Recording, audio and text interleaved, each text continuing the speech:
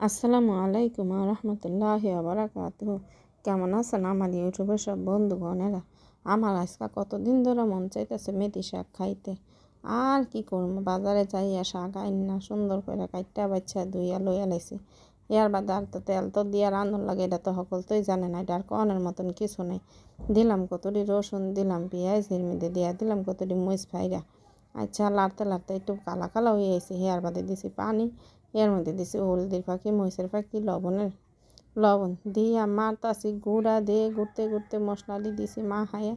এরপরে কতটি পোয়া মাছ দিয়া দিলাম, দিয়া অক্ষণে এরা সুন্দর মতো লাইরা সাইরা গুতাইতে গুতাইতে ভাঙ্গেই হালাম।